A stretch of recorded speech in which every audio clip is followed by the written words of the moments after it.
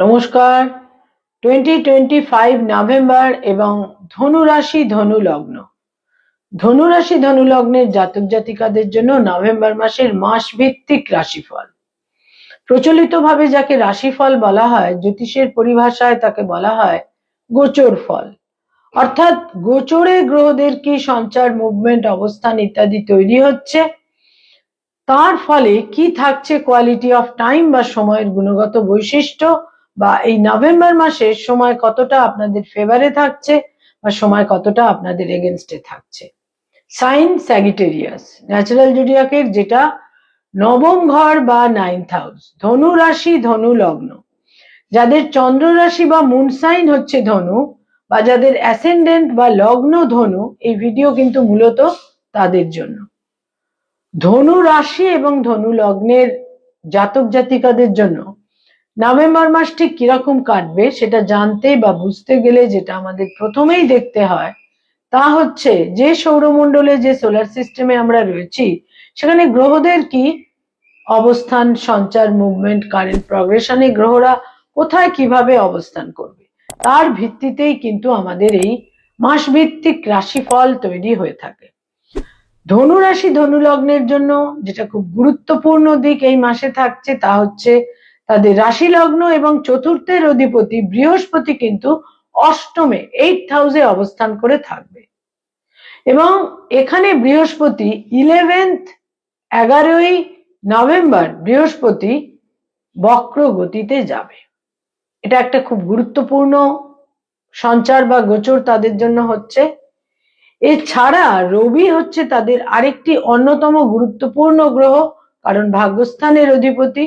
রবি প্রথম দুটি সপ্তাহ তাদের একাদশে থাকছে, নিচ রাশিতে অবস্থান করে থাকছে, এবং তারপর 16th নভেম্বর রবি চলে আসবে তাদের দ্বাদশে।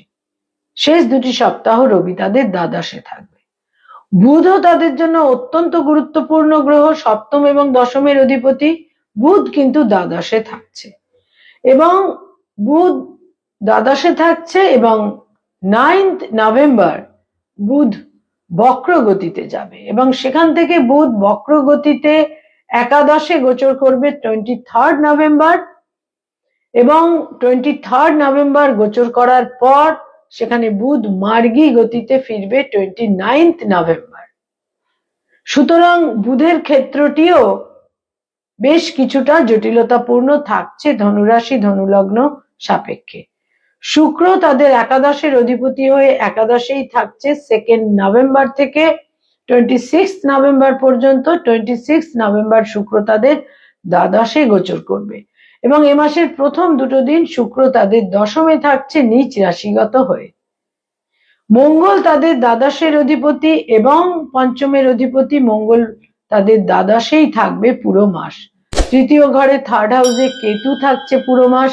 এখানে 23rd নভেম্বর কেতুর একটি 23rd নভেম্বর রাহুর একটি নক্ষত্রের পরিবর্তন সংঘটিত হবে। রাহু পূর্ব ভাদ্রপদ নক্ষত্র থেকে শতভিষা নক্ষত্রে গোচর করবে। 3rd হাউসে পুরো মাসই কিন্তু রাহু থাকছে, আর 4th হাউসে থাকছে বক্রগতির শনি। 28শে নভেম্বর শনি মার্গী গতিতে ফিরবে সকাল 9:20। তো মোটামুটি, এবং তাদের নবমে ভাগ্যস্থানে কেতু থাকছে পুরো মাস। এই হচ্ছে গ্রহ অবস্থান ধনু রাশি ধনু লগ্ন সাপেক্ষে। প্রথমেই শরীর স্বাস্থ্য বা হেলথ, সতর্ক থাকতে হবে, যথেষ্ট সতর্ক থাকতে হবে আহার বিহার, পান ভোজন ইত্যাদির কারণে, এবং আপার অ্যাবডোমেন সংক্রান্ত কারণে যথেষ্ট সতর্কতা প্রয়োজন। যে কোনো রকমের সমস্যা তৈরি হতে পারে, লিভার, প্যানক্রিয়াস, গলব্লাডার, আপার অ্যাবডোমেনের কারণে কিছু সমস্যা তৈরি হবার বেশ সম্ভাবনা কিন্তু থাকছে। আয়ের ক্ষেত্র বা ইনকামের ক্ষেত্র বেশ শুভই বলা যায়, বিশেষ কোনো নেতিবাচক দিক থাকছে না। তবে কিছু কিছু ক্ষেত্রে ভাগ্য কিন্তু এক্ষেত্রে লাখ কিছুটা বিরোধিতা করতে পারে। ব্যয়ভাব অত্যন্ত প্রবল থাকবে। একাধিক গ্রহ তাদের দ্বাদশে থাকবে, বিশেষ করে এই মাসের তৃতীয় এবং চতুর্থ সপ্তাহে প্রবল ভাবে কিন্তু একটা ব্যয়ের প্রাবল্য থাকছে। বিভিন্ন কারণে ব্যয়ের প্রাবল্য থাকছে। বহু ক্ষেত্রে তারা কোনো লাক্সারিয়াস আইটেম ক্রয় করতে পারেন, সন্তানের কারণে ব্যয়ের চাপ থাকতে পারে, কোনো গৃহ বা বাহন কোনো কিছু কিন্তু ক্রয় করারও সম্ভাবনা এই মাসের শেষ দুটি সপ্তাহে যথেষ্ট পরিমাণে থাকছে। ধনুরাশি ধনুলগ্নের জাতক জাতিকাদের মধ্যে যারা আইনি সমস্যা, মামলা মোকদ্দমা, লিটিগেশন ইত্যাদির মধ্যে রয়েছেন, সেখানে কিন্তু এই মাস বেশ জটিলতাপূর্ণ, সতর্ক থাকতে হবে। সমস্ত সংঘাত এড়িয়ে চলা উচিত, ডিপ্লোম্যাটিক্যালি চলা উচিত এবং কিছুটা কৌশল এবং ট্যাক্টের মাধ্যমে সমস্ত ক্ষেত্রে কিন্তু তাদের অপারেট করা উচিত। আদারওয়াইজ মামলা মোকদ্দমার ক্ষেত্রে আরো জটিলতা বৃদ্ধি পাবে। ধনুরাশির জাতক জাতিকাদের তো 4th এর স্যাটার্ন হাইয়ার ফেজ চলছে, সুতরাং সতর্কতার বিশেষ প্রয়োজন থাকছে। যারা পেরেন্টস, পিতামাতা, তাদের জন্য বলবো সন্তানের স্থান মধ্যমভাবে শুভই বলা যায়। সন্তানের দূরযাত্রা, বিদেশ যাত্রার সম্ভাবনা রয়েছে। যাদের সন্তান বিদেশে রয়েছেন, দূর দেশে রয়েছেন, সেখানে কিছুটা তাদের কারণে কিছুটা উদ্বেগ, অনিশ্চয়তার ক্ষেত্রেও কিন্তু তৈরি হতে পারে। যারা ফ্যামিলি প্ল্যানিং চাইছেন, সেক্ষেত্রে এই মাস যথেষ্ট শুভ, বিভিন্নভাবে শুভ ফল পাবেন। কিন্তু ধনুরাশি ধনুলগ্নের জাতক জাতিকাদের এই মাসে মানসিকভাবে স্বস্তি, শান্তি কিছুটা বিঘ্নিত থাকবে। পারিবারিক ক্ষেত্রে গার্হস্থ্য জীবনে একটা অস্থিরতা, অনিশ্চয়তা ইত্যাদি থাকছেই এবং পারিবারিক ক্ষেত্রে স্বস্তি শান্তির অভাবও থাকবে। মায়ের স্বাস্থ্যহানি হতে পারে, মায়ের সঙ্গে মতবিরোধও হতে পারে। 4th এর স্যাটার্ন বিভিন্নভাবে তাদের কিন্তু কিছুটা উদ্বেগ এবং অ্যাংজাইটি তৈরি করে দিতে পারে। যারা স্টুডেন্ট, ছাত্রছাত্রী, শিক্ষার্থী, বিদ্যার্থী, তাদের জন্য এই মাস বেশ শুভ। বিভিন্নভাবে আপনারা যদি কিছুটা কনসেন্ট্রেশনকে বা মনঃসংযোগকে দখলে রাখতে পারেন, বিভিন্নভাবে শুভ ফল পাবেন। এবং এই মাসের শেষ দুটি সপ্তাহে উচ্চশিক্ষার ক্ষেত্রে শুভ ফল লাভের সম্ভাবনা রয়েছে। যারা পিএইচডি করছেন, রিসার্চ ওরিয়েন্টেড কাজকর্ম করছেন, যারা রিলেশনশিপ, প্রেম প্রীতি, প্রণয়ের মধ্যে রয়েছেন, তাদের জন্য বলবো এই মাসে প্যাশন বৃদ্ধি পাবে, আবেগ বৃদ্ধি পাবে, ভুল সিদ্ধান্ত নেবার সম্ভাবনাও কিন্তু যথেষ্ট পরিমাণে থাকছে। এবং এই মাসে বিবাহের সিদ্ধান্ত নেওয়াটা কিন্তু খুব একটা উচিত হবে না।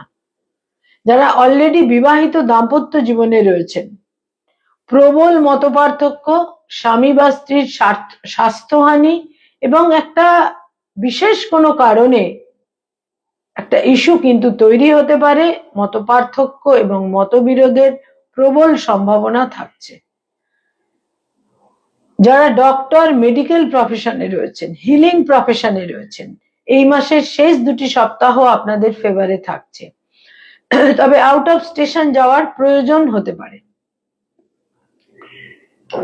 যারা আইনি পরামর্শ দিয়ে থাকেন, অ্যাডভোকেট, লয়ার, তাদের জন্য বলবো এই মাসে কিন্তু সিদ্ধান্ত নেওয়ার ক্ষেত্রে বিশেষ সতর্কতা প্রয়োজন এবং কোনো কারণেই তাদের বিচলিত হওয়া উচিত হবে না।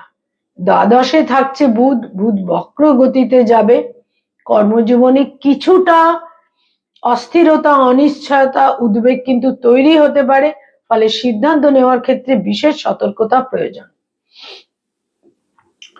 যারা মানি মার্কেটে রয়েছেন, stock market, share market, insurance, banking sector, যারা চার্টার্ড অ্যাকাউন্টেন্ট, নিজস্ব চার্টার্ড ফার্ম রয়েছে, যারা ইনভেস্টমেন্টের কাজ করিয়ে থাকেন এজেন্ট হিসেবে, বিভিন্ন ক্ষেত্রে বলবো যে এই সমস্ত ক্ষেত্রে কিন্তু আকস্মিকভাবে লাভের সম্ভাবনা থাকবে লাস্ট উইকে, এই মাসের শেষ সপ্তাহটিতে।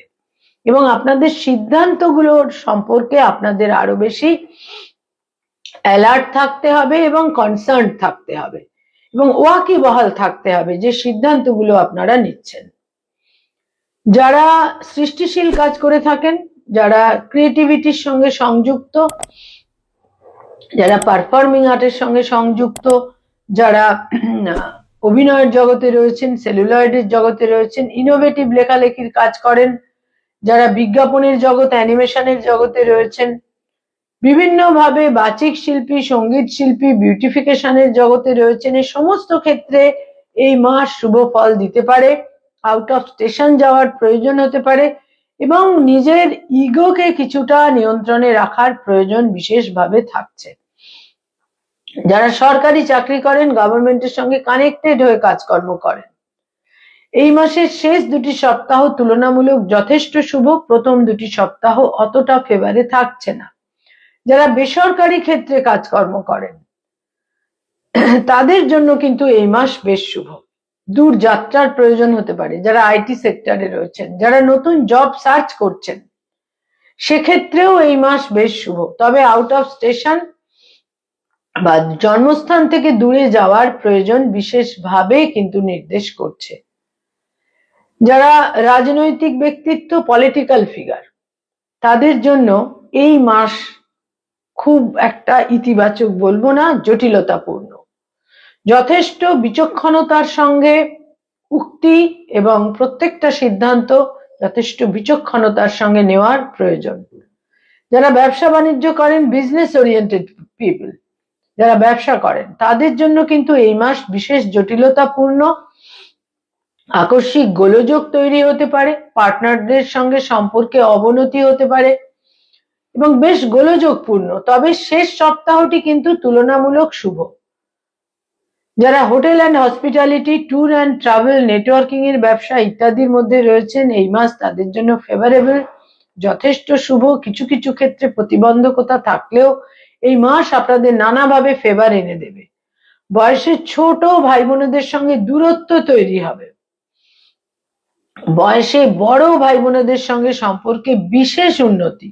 বয়সে বড় ভাই বোনেদের ফেভার, সাপোর্ট আপনারা নিশ্চিত রূপে পাবেন। ধনুরাশি, ধনুলগ্নের জাতক জাতিকাদের জন্য বলবো পিতার স্বাস্থ্যহানি হতে পারে এবং পিতার সঙ্গে কিছু কিছু ক্ষেত্রে মত পার্থক্যও কিন্তু হতে পারে। কয়েকটি রং বা কালার আপনাদের জন্য এই মাসে প্রতিকারের মতো শুভ ফল দেবে। দৈনন্দিন প্রাত্যহিক জীবনে আপনারা ব্যবহার করতে পারেন পোশাক আশাক, ব্যবহার্য জিনিস, যে কোনো ক্ষেত্রে। তার মধ্যে প্রথমেই বলবো হলুদ রং। হলুদ রঙের যে কোনো শেড, সবুজ রঙের যেটা হালকা শেড, লাইট গ্রিন, পেস্তা গ্রিন, হালকা সবুজ রংটিকে ব্যবহার করুন। আপনাদের টেম্পারামেন্ট কন্ট্রোলে থাকবে। এবং এর সঙ্গে আরেকটি গুরুত্বপূর্ণ রং যেটা থাকবে তা হচ্ছে অ্যাশ বা গ্রে, বা যেটাকে আমরা ছাই ছাই রং বলে থাকি। এই রংটিকেও ব্যবহার করতে পারেন। বহু ক্ষেত্রে বহু প্রতিবন্ধকতা অপসারিত হবে। কয়েকটি ডেট বা তারিখ আপনাদের জন্য অত্যন্ত গুরুত্বপূর্ণ থাকছে। সেই তারিখগুলো বিশেষ গুরুত্বপূর্ণ। 1 তারিখ, 3 তারিখ, 8 তারিখ, 9 তারিখ, 12 তারিখ, 15 তারিখ, 17 তারিখ, 21 তারিখ, 23 তারিখ, 26 তারিখ এবং 29 তারিখ।